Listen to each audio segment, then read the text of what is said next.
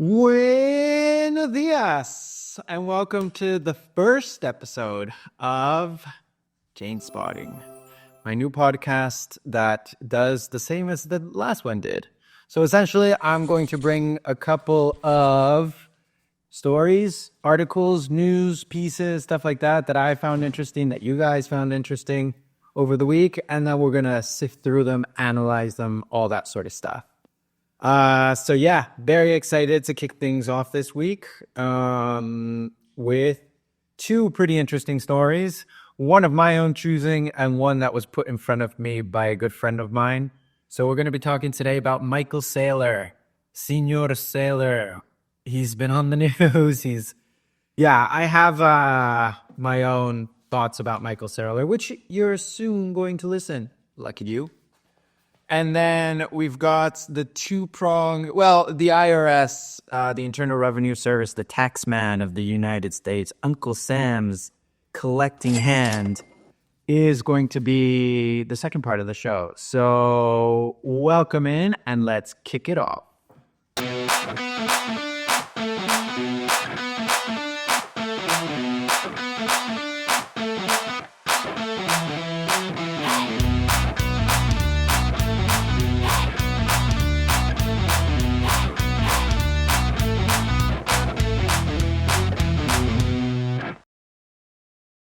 So the first story that I'm bringing for you guys today is one that came in on Bitcoin Magazine by one Frank Corva. I'm a big fan of what Frank writes, so shout out to you, Frank. If you're listening, surely you are. And it's titled, Michael Saylor Doesn't Understand Bitcoin. Saylor is convinced that Bitcoin is capital, not currency, and would like to see the whole world adopt the US dollar as money instead. I could just feel flames going off around the world by people. So for those of you, the majority probably knows who he is, but Michael Saylor is the CEO of MicroStrategy. MicroStrategy is a business intelligence company that's become a Bitcoin treasury company. So essentially what they do nowadays is hold Bitcoin, buy Bitcoin. Michael Saylor has been on 1,000 million new podcasts talking about waterfalls turning into more efficient Bitcoin, and all sorts of weird things. He's a bit of a spook to me. I've never really trusted him that much.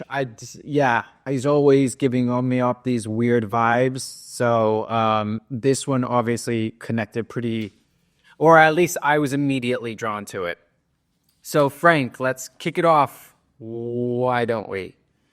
So, on a recent episode of the Galaxy Brains podcast, Michael Saylor made the case that Bitcoin isn't a currency and that it's best to think of it as capital and capital only.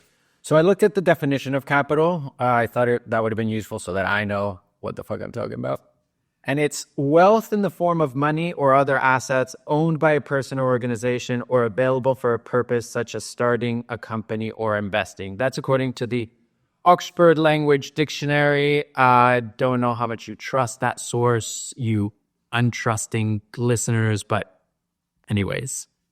So he also shared that Tether, USDT, and Circle's USDC are the real digital currencies and unveiled his quote-unquote evil genius strategy, his own words, to get the world to adopt the US dollar stablecoins as opposed to Bitcoin. In this take, I'll cite some of Saylor's own words from the podcast before breaking down why many of the points he made are off base. So you guys probably remember that last week I talked about stablecoins. Not the biggest fan, I've got to admit, although I understand their need and their purpose. But yeah, let's keep on going. Capital, not currency. It's not a currency, it's capital, said Saylor about halfway through the episode. You just have to come to grips with it. It is not digital currency. It is not cryptocurrency. It is digital capital. It is crypto capital, he added.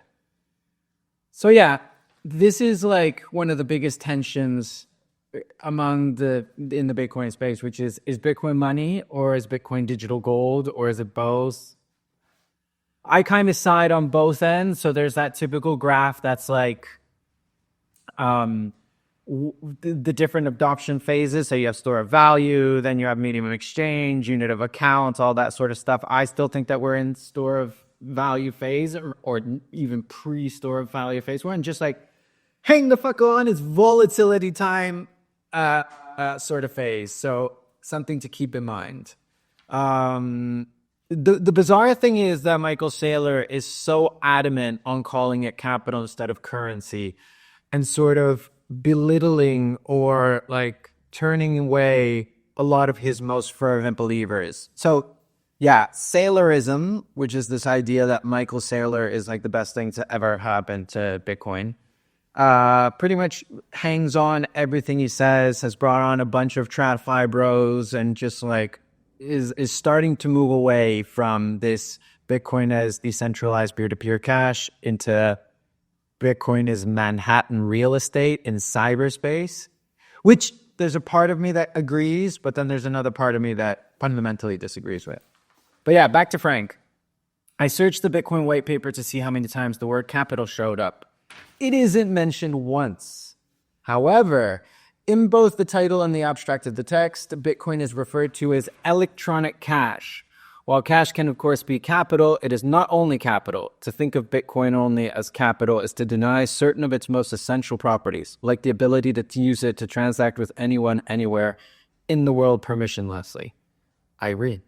To deny Bitcoin as a currency is to deny a large part of its value proposition. Bitcoin's roles as store of value and a medium of exchange are inextricably linked. For more on this, I'd advise you and Michael Saylor, I like the little dig there, to read Bree CEO Royal Shenfield's piece, Bitcoin's False Dichotomy Between Store of Value and Medium of Exchange. As the episode proceeded, Saylor continued to poorly make the case for why Bitcoin is capital and not currency. There are a lot of maxis who are like, no, we don't want it to be a currency. We want to be able to pay for coffee with our Bitcoin. Pay me in Bitcoin, he said. It's like pay me in gold. Pay me in a Bitcoin, or pay me in a building. Pay me with a slice of your professional sports team. Should we cut off a piece of the Redskins and, yeah, pay off somebody like that? Ideas, tossing out ideas. Pay me with the Picasso. It's actually not like that at all. Sure, Bitcoin is scarce, somewhat like gold, Manhattan real estate, sports teams, or famous painting, but it has a number of other properties to make it far different from any of these other assets. I fundamentally agree. Like, one of the greatest things about Bitcoin is that anybody, anywhere can access it, can send it to anywhere, to anybody, anywhere. The whole point is to be able to transact instantly, or not instantly because it takes 10 minutes for it to be included, for it to be confirmed in a block. Haha, I know. But the whole electronic cash side of things is what at least got me going for it, and not necessarily this like fixation on number go up. So Frank continues and says, to illustrate a dimension of that point, I'll cite my colleague Alex Bergeron.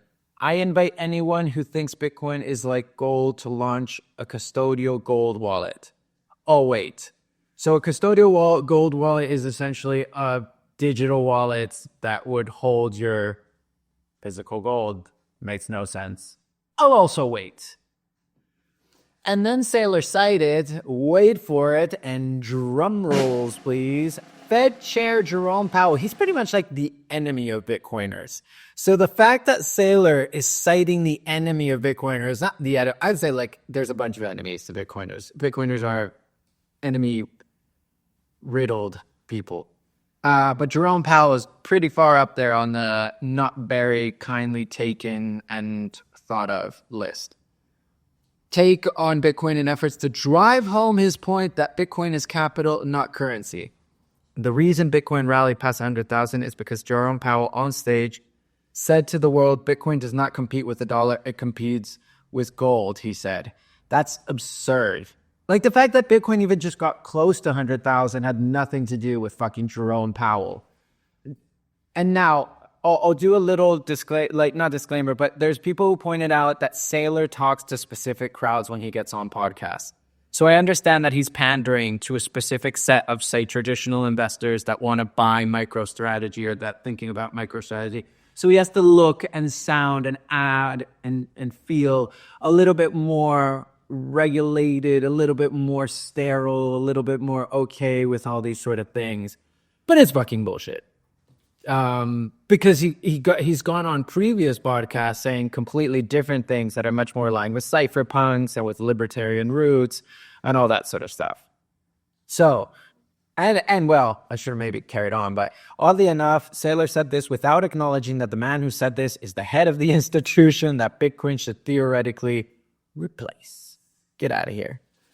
Subsection USDT, not Bitcoin, not BTC. In the interview, Saylor also drove home the point that the real digital currencies are US dollar stablecoins. Weird. The cryptocurrency, the digital currency, is Tether USDT and Circle USDC, he said, to stablecoin US dollar. That's the digital currency. This is when I started to get nauseous, writes Frank. I did smile and let out a little giggle when I read that. For those who don't yet know this, have I forgotten how to read? Bitcoin came into the world in the wake of the great financial crisis of 2008, when the U.S. government, in conjunction with the U.S. Federal Reserve, opted to print U.S. dollars en masse, debasing the currency to bail out failing banks, the burden of which was laid both on the U.S. taxpayers and U.S. dollar holders worldwide. Hear, hear. Bitcoin is a decentralized money that was created as an alternative to the US dollar and all other fiat currencies. Trying to convince people that Bitcoin is disingenuous at best, deeply manipulative at worst. I feel like I need a sip of this coffee to dive into the deeply manipulative. I don't think necessarily Saylor is being deeply manipulative. Although maybe he is. Like a good friend of mine who's likely listening to this said, Saylor is just a greedy villain. Whether he will become the eventual... So there's this thing called main character risk, which is the idea that these main characters end up becoming a risk to the overall ecosystem. Will Saylor become one of those? And is he like manipulating the market in favor of MicroStrategy and all that sort of stuff? We'll have to see. But this isn't even the worst of what Saylor had to say on the episode, says Frank. He went on to propose that the banks that got bailed out in the 2008 financial crisis issue their own stablecoins, which would help prop up the U.S. debt market. Sweet. They ought to just create a normal regime to issue digital currency backed by U.S. Treasuries, said Saylor. The U.S. ought to have a framework so Tether relocates to New York City. That's what you want, right? And then you ought to basically have a free-for-all where JP Morgan or Goldman Sachs can issue their own stablecoin, he added. No, Michael Saylor, that's not what I want. In fact, it's very far from what I want. I don't want Tether anywhere near New York City, Frank's hometown. And I don't want JP Morgan and Goldman Sachs issuing US dollar stablecoins that they control, essentially the equivalent of CBDCs, central bank digital currencies, the spookiest of technologies coming out of the quote-unquote blockchain space. They will be a panopticon. They will not be in favor of you. They will strip you of all your liberties. And when I say they, I'm not talking about this like weird, invisible supervillain. I'm talking about CBDCs, central bank digital currencies. So yeah, keep that in mind, folks at home. Or on the bus, wherever you're listening to this. Which I'll stop off just now, and don't forget to hit the subscribe, hit the like, and give us a comment if you like any of my verbiage ranting. So, when I think of Goldman Sachs, the first thing that comes to mind is award-winning writer Matt Taibbi's description of the institution from his New York Times bestseller, Griftopia. Great name. The first thing you need to know about Goldman Sachs is that it's everywhere, began Taibbi in the book. The world's most powerful investment bank is a great vampire squid wrapped around the face of humanity, relentlessly jamming its blood funnel into anything that smells like money. That is a pretty fucking good way of describing Goldman Sachs. Which actually, old chum Gary Gensler used to be Goldman Sachs banker. So there you go. Goldman Sachs, much like the U.S. Federal Reserve, is an institution that sucks the life force from humanity. You tell him, Frank. Bitcoin was designed to take power away from such institutions and not strengthen them. Toward the end of the episode, Saylor laid out his master plan for Bitcoin and U.S. dollar stablecoins.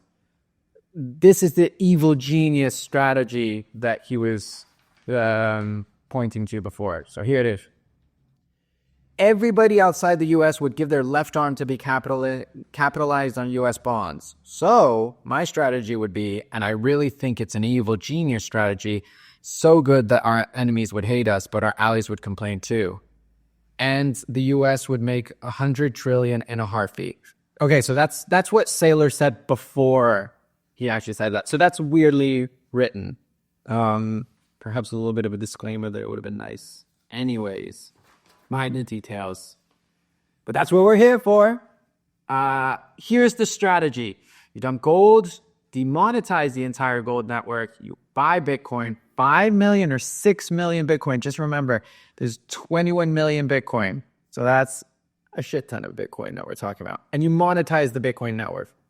All the capital in the world sitting in Siberian real estate, I wonder how much there is there, or Chinese natural gas, I also wonder, or every other currency derivative that's held as a long-term store of value, Europeans, Africans, South Americans, hola, Asians, they all just dump their crappy property and their crappy capital assets and they buy Bitcoin. And the price of Bitcoin goes to the moon.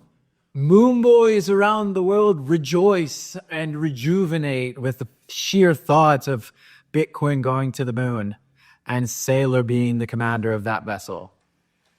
So the U.S. is the big beneficiary.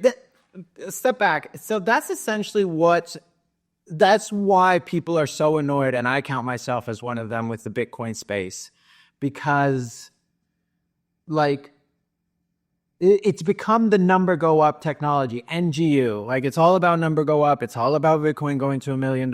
It's all about like nation state adoption and corporate treasury adoption. Who's the next company going to be? What's the biggest investor going to be? And it's like, well, what's the point? Bitcoin was an alternative financial system. It was probably going to get absorbed. But to see all these fanboys jump in and be like, this is what we need because the most important thing is Bitcoin going to the moon and all that. There's a part of me that's just wondering if they were all full of shit from before and now masks are finally coming off, or what happened down the line. Is this going to lead to nation state capture? Maybe. Corporate capture? Maybe. How many of you run nodes at your home? Run a node. But yeah, so that sort of side of things annoys me because Michael Saylor has gone on quite a few podcasts in the past saying things that were like super libertarian. And I know that he really got into Bitcoin because he had a place in Argentina or boat that got confiscated. And so he understands the value of, that's me translating directly Spanish to English, of inconfiscatable wealth. But this is just taking it a bit too far. But yeah, let's get back to it. So the U.S. is the big beneficiary. U.S. companies are the big beneficiary. And while you're doing that, you normalize this for digital currency and you just define digital currency as the U.S. dollar backed by U.S. dollar equivalents in a regulated U.S. custodian that's audited. What happens next? I'm sure Saylor's going to tell us. 150 billion of stablecoins goes to 1 trillion, 2 trillion, 4 trillion, 8 trillion, probably somewhere between 18 and 16 trillion, and you create 10 to 20 trillion of sweet, sweet demand for U.S. sovereign debt. While you're taking away a little bit of the demand because the capital asset of Bitcoin grows, you're adding back to the demand to back the stablecoin. The digital U.S. dollar then replaces the yuan. Sorry, Roger. Yuan. I'm sure that I said yuan wrong, but anyways, I digress. The ruble, which I'm pretty sure it's the ruble, it replaces every African currency. It replaces every South American currency. It replaces the euro. That's exciting for Uncle Sam to absorb and monetize everything through U.S. dollar stable. Wait, doesn't that kind of already exist? Except now Saylor wants even sovereign currencies to exist. I'm not making the case for like el peso, bolivar, or the naira or anything like that. I'm just saying it's kind of terrifying to think about this sort of stuff. If you really believe in the U.S. world reserve currency, I do not. And fundamentally, I would hope that Bitcoiners do not. which is really fucking frustrating when you look around all the Saylor enthusiasts talking about how wonderful he is and his analogies and the cyber hornets. But yeah, anyways. And US values, again, question mark. Every single currency in the world will actually just merge into the US dollar if it was freely available. Bam, bam, bam. At this point, I stopped listening to the episode and projectile vomited all over the New York City subway car in which I was sitting. It's a shame nobody recorded that. I didn't come into the Bitcoin space to help the US run a scheme in which it acquires a large percentage of the Bitcoin while hooking the world on its trash currency. And it deeply saddens me that someone that many in the Bitcoin space look up to would come up with such a conniving plan. Great fucking word, conniving plan. I'm going to circle it, and I will be using it a future article. Frank, I'm 100% on your side. I'm not interested in this to prop up the US dollar, prop up the US government, prop up the US industrial military complex and all that sort of stuff, and keep the power in the same status quo power that is right now. So, and I am deeply disgusted to see a lot of the Bitcoin people bend over backwards because Saylor says things because he's just pumping their bags. What are you even here for? We're coming to the end of the article, though. Bitcoin is money. It's a type of money that cannot be censored or debased, that has spectacularly grown in value over the past decade, making it one, if not the most powerful tool ever created for individuals and their collective societies, I would like to say. I'm not a big fan of individualism, although I do understand the power of the individual and I do understand how important it is, but I do think that the focus on individualism, here comes my left-leaning hat,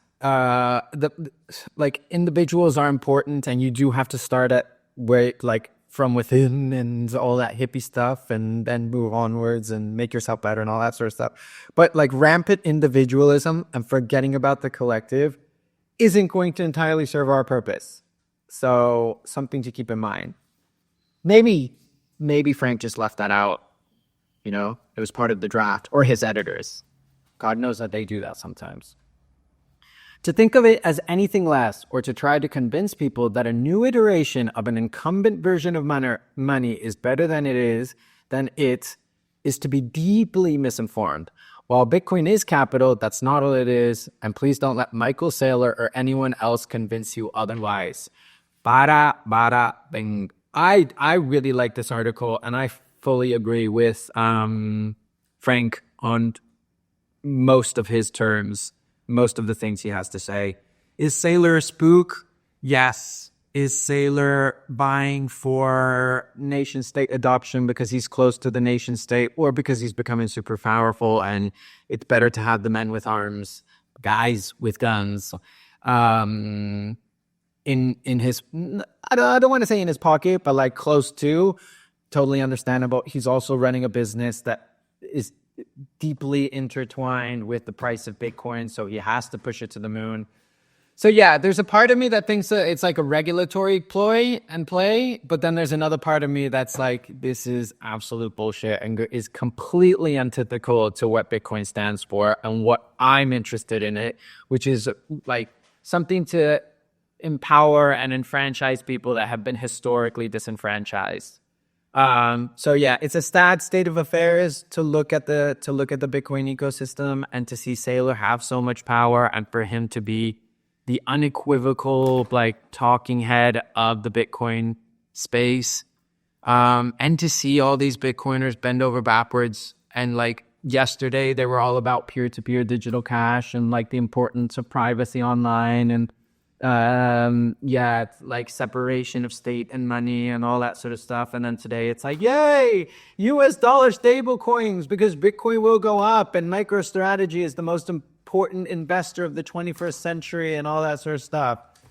Yeah, anyways, who knows whether he will suffer main character risk, what he's doing to the Bitcoin ecosystem and all that sort of stuff. But yeah, I'm not excited by the state of affairs.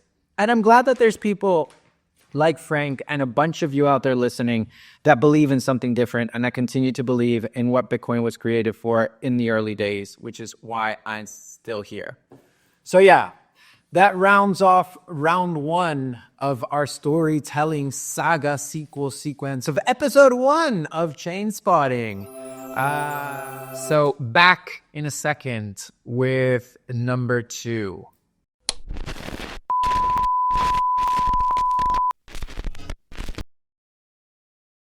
Oh, buenas tardes. And here we go with section 2 of the first episode of Chainspotting.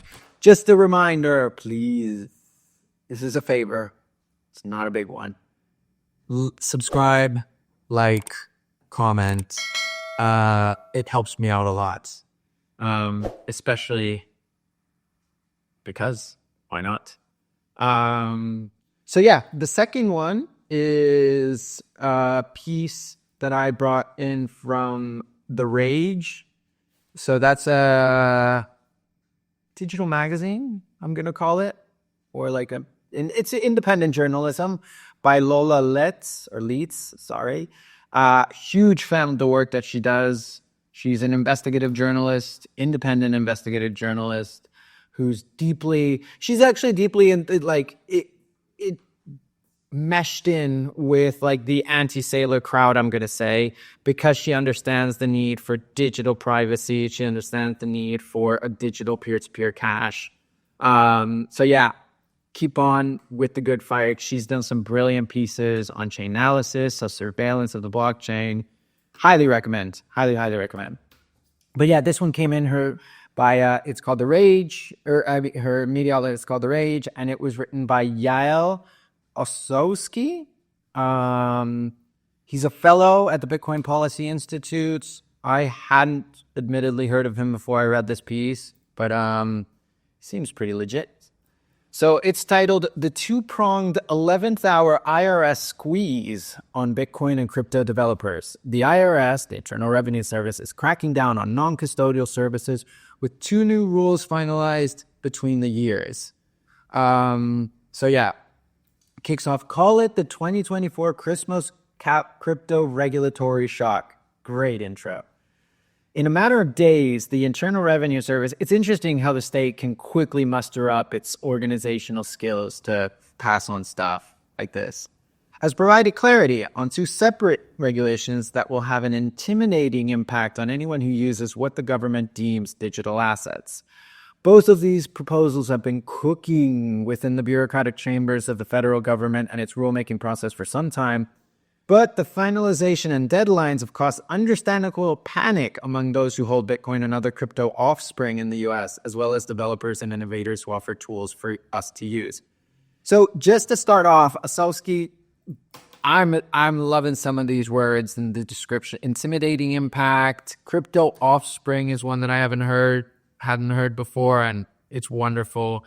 Things have been cooking. So yeah, for those of you that are watching at home, I just broke my pencil. So yeah, there's that. The 2 proposals in question are the KYC dealer broker rule for DeFi front ends and the IRS safe harbor transitional relief. Though the first one was only published to the Federal Reserve today, it will get plenty of attention and legal might thrown at it, considering the implications on most DeFi protocols, crypto tokens, and software developers. And they'll be aided by a formidable representation by industry groups well-placed and funded to challenge this rule in court and among lawmakers. That's good. That's good. So first subsection, a deal breaker for non-custodial services. So non-custodial services essentially means that people hold the keys to be able to move their funds. It is perhaps the most important thing in the crypto and Bitcoin world, the fact that you can move your money whenever you want, in the amount that you want, wherever you want, at whatever time, all that sort of stuff. And as expected, or obviously, because this comes with a lot of power, it comes with a lot of threats and fear to the powers that be. Whether that's the taxman, whether that's the government, whether that's payment masters like MasterCard and Visa, anybody who stands to lose from the fact that we can transact freely online is here. But this one is specifically about the IRS, who has very long arms, if you understand the reference. As explored here on The Rage and here on Chainspotting, the IRS is continuing to widen the scope of who it believes should be required to comply with KYC AML regulations, so Know Your Customer and anti-money laundering regulations, like the Bank Secrecy Act, following similar proclamations from another branch of the Biden administration.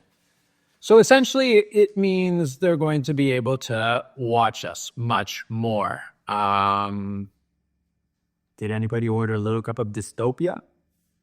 As seen in the Samurai Wallet and Tornado Cash criminal complaints. So Samurai Wallet, for those of you that don't know, is a Bitcoin-only wallet that focuses specifically on privacy. They got charged with, I think it was $2 billion in money laundering or facilitating money laundering and all this sort of stuff. They literally just provided a tool. That's like charging ICANN, the people that register domain name services, for also facilitating money laundering charges, because people launder money through the internet all the fucking time. That's like charging Ford because how else do you think they transport drugs and human trafficking and all that sort of stuff? Yeah, through cars. Or do you think that people are just riding bicycles around with kilos of all sorts of illicit substances and things that muster and meander and mold the mind in different ways? So, yeah. And Tornado Cash criminal complaints. The Department of Justice is devious from established FinCEN rulemaking, which still de jure considers that non-custodial software developers who do not take custody of funds, like Samurai Wallet and Tornado Cash, are not liable to be licensed money transport transmitters and are not required to implement KYC and AML programs. So that's what the law says. You know, the law says that if you don't take custody and you're just providing something for things to go through, you're not required to implement all this sort of stuff. In de facto terms, however, nice, broad-backed, however, the high-profile indictments of software developers of non-custodial tools demonstrate the Biden administration's hostility to both privacy and crypto innovation. The Biden administration has been quite hostile to privacy and crypto innovation. But I'm going to say that there's probably a lot of members that aren't necessarily part of the Biden administration that are also hostile to this sort of stuff. So the dealer-broker rule is intended to come into force by 2027, but its looming effect will predictably lead to a decline in U.S. innovation and crypto product offerings, as argued by Coin Center. For now, it will be up to the courts to determine whether the rule is legal and can withstand constitutional muster. What do you think? Can it? It's kind of hard to say. I'm not entirely... I'm not no expert on Supreme Court, legal justice system, or anything like that. I always go for a simple sort of framework. And is like, is this going to hurt the country that the courts are in, or is it not? And so, yeah, even though there have been cases that have proven me wrong, that's sort of my default thinking. Whether there's going to be a decline in U.S. innovation that goes along the crypto space, we're yet to see. Donald Trump is going to take office in a couple weeks, and he's been allegedly or explicitly pro-crypto. Whether he's going to do all the things he said he's going to do on day one, highly unlikely, but yeah, there's that. But then again, this is part of the courts, so different from Trump. Last Friday, the Blockchain Association, DeFi Education Fund, and the Texas Blockchain Council filed a lawsuit against the IRS and the Treasury Department, seeking to have a federal judge strike down the final rule and provide an injunction prevent it from coming into force. Considering their arguments that the IRS rules are unconstitutional and contrary to federal laws on administrative procedure, the court should resolve this matter quickly, especially in a post-Chevron era. Beyond the courts, the incoming Trump administration, headed by the literal chief crypto advocate, of a DeFi platform, and a somewhat more crypto-friendly GOP, Grand Old Party, congressional majority will have adequate time to change these rules within a new tax reform package. Whether that actually happens, though, is anyone's guess. So like I was saying, Trump, lots of eyes on Trump, which is something that he's probably not very excited about, having all these eyes on him. So next section, the dark and stormy safe harbor. So this is like the second part of it. So we went through the KYC dealer broker rule for DeFi front end. So that's the idea. So essentially DeFi front end, so any protocol that people use on the front end is going to have to, the idea is that they're going to have to start implementing these KYC and AML restrictions, which essentially means show me who the fuck you are, tell me who you are according to some arbitrary government, and then you can start to use it. And remember, all that information you collect, you're going to have to pass it on to me because I need to know everything that goes on, because privacy sucks and secrecy is what you think is privacy. And yeah, so that's how it is. I remember this quote. I don't remember who said it, which was like, the government hates privacy or hates secrecy except for itself, or something along those lines. I did a terrible job at paraphrasing it.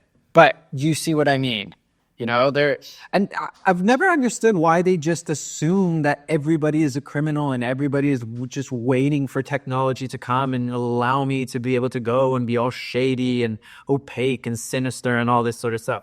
Nah, man, I just want you to leave me alone and let me transact. I mean, I'm not going out there and doing all this illegal stuff that, by the way, you consider illegal. So what's it to you? Again, power struggle, control game, authoritarianism. I don't want to go on, but I will. The dark and stormy safe harbor. So this is the second one. For the latter proposal regarding safe harbor and accounting practicing rules, despite the name, it is a squeeze on Bitcoin and crypto holders. In the absence of a comprehensive digital assets framework from Congress, the IRS has continued to build upon its own guidance and regulations, using its own interpretation of recent legislation to create new laws for Americans to follow when they file their taxes. Naughty IRS. The Infrastructure Investment and Jobs Act, signed into law by President Joe Biden in November 2021, created reporting requirements for customers of any entity effectuating transfers of digital assets on behalf of another person, what we would traditionally call a custody service or exchange. This triggered the rulemaking procedure by the IRS. So yeah, people were sending money to people, and that triggered the IRS, because the IRS likes to know where money is going because they like it to go into them, which decided to add in its own requirements beyond what the law required, something that should eventually be heard by a post-Chevron court and promptly scrutinized.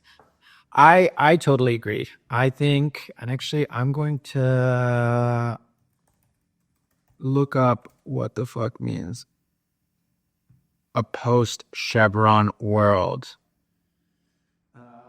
So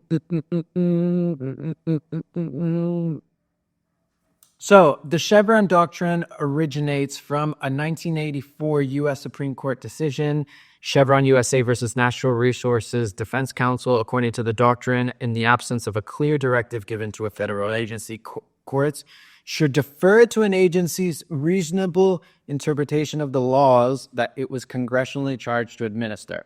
So I'm supposing that I'm going to interpret this, that a post-Chevron world means that courts no longer are able to do this independently. Which kind of makes sense that they shouldn't. Or maybe not courts, but like federal agencies. So if you use an exchange to sell, not buy, your Bitcoin or other digital assets, that exchange will be required to send you a new tax form called the 1099-DA, which tallies up your various taxable transactions.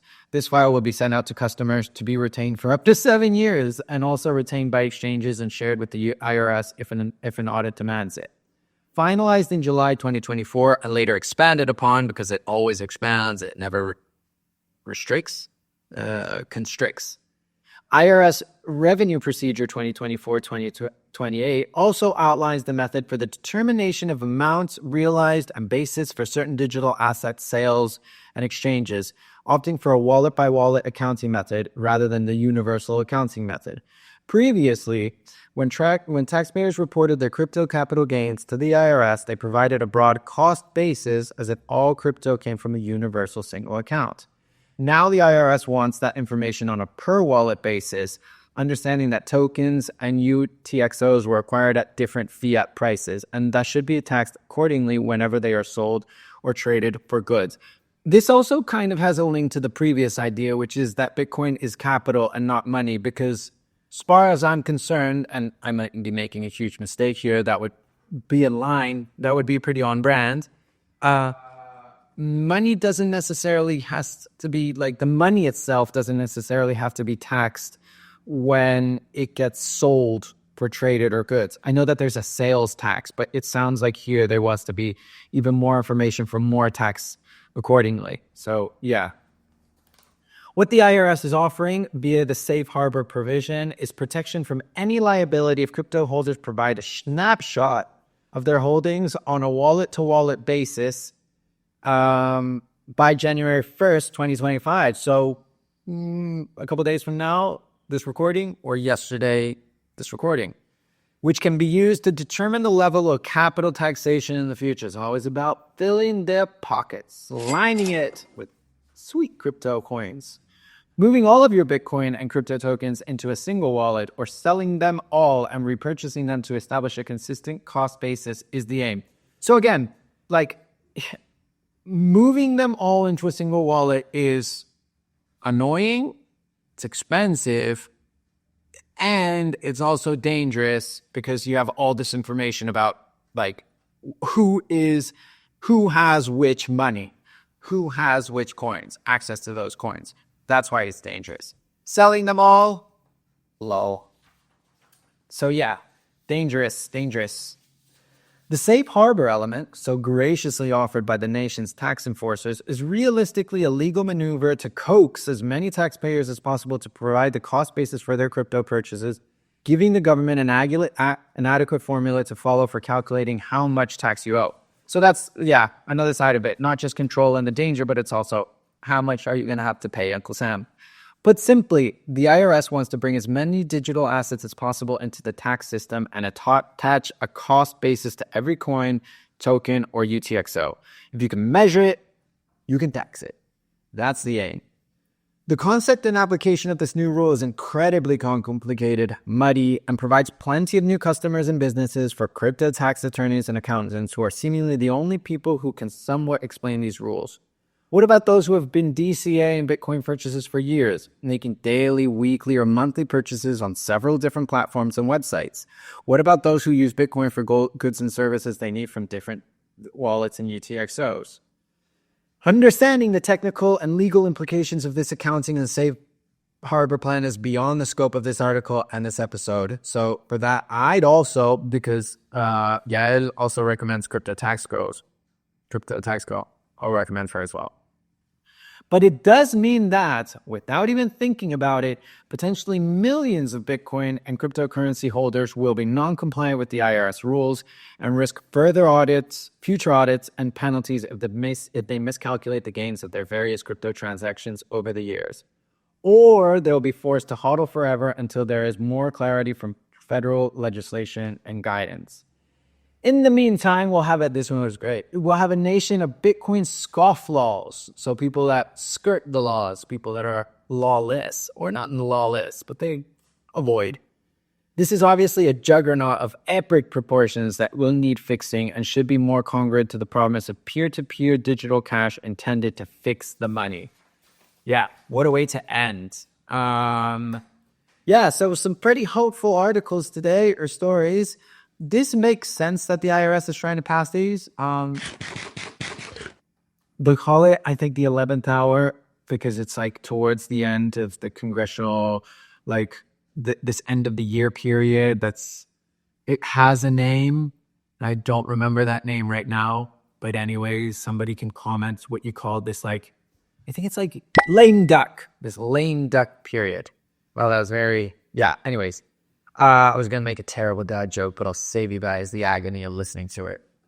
But yeah, they're trying to pass it just towards the end when not only are there a lot of people on vacation, but then there's like this weird congressional moment where like you can sort of pass. I'm not entirely sure how it works, so I won't dive into it. But it's not very hopeful or optimistic, and I don't know. It'll be interesting to see which way this goes because the IRS also has a lot of legal recourse. And it's tough to say how much Trump and like a pro-crypto administration will be able to put against them or not against them. That's something that I'm also not entirely sure of from what I got in this article. The Biden administration was hostile to privacy and crypto innovation, which makes me think that the central government also has an important voice, something to say.